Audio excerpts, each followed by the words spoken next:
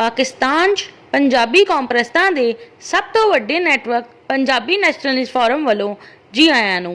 बल्तिस्तानी कौम दे लोकां नूं PNF विच शामिल किया जाएगा। पंजाबियां ने पाकिस्तान विच प्यार ते मुहब्बत, अमन ते आशती दा माहौल बनाना है।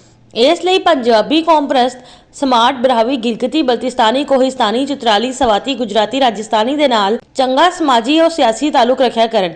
इन्हां दे नाल वाह इखलाक नाल पेश आया करन। इन्हां नूं इज्जत ते एहतराम दिया करन। इन्हां दी मदद ते हौसला अफजाई करिया करन। इन्हां नाल तावन करिया करन। पंजाबी नैशनलिस्ट फोरम PNF दे पाकिस्तान दे हर इलाके विच जोन ने। PNF दे पाकिस्तान विच 12 जोन ने। Lahore zone, Faisalabad zone, Gujranwala zone, शुमाली Punjab zone, Khyber zone, Balochistan Pashtun area zone, जनूबी पंजाब जोन, शुमाली Sindh zone, Balochistan Brahui area zone, Karachi zone, smart zone, वस्ती सिंध जोन ने। पंजाबी नैशनलिस्ट फोरम PNF दे हर जोन का मिशन अलग अलग है। हर जोन विच पंजाबियों के समाजी, मुआशी, सियासी, इंतजामी वसाइल के मुताबिक PNF की लीडरशिप प्रोग्राम बनाती है तो पॉलिसी तरतीब देती है।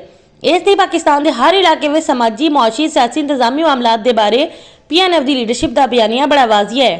पंजाबी नैशनलिस्ट फोरम PNF का हर जोन अपने अपने जोन में अपने अपने मिशन के मुताबिक काम कर रहा है। इस वेले भी PNF पाकिस्तान में पंजाबी कौम परस्तां का सब तो वड्डा नैटवर्क बन चुकी है।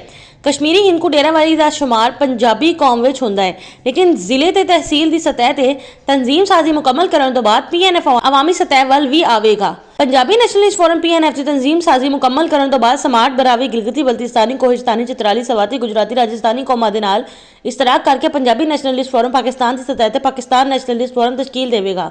बल्तिस्तानी कौम नूं भी चाहिए है कि ओदी कौम दा पंजाबी नैशनलिस्ट फोरम की तर्ज ते बल्तिस्तानी नैशनलिस्ट फोरम तश्कील देवे।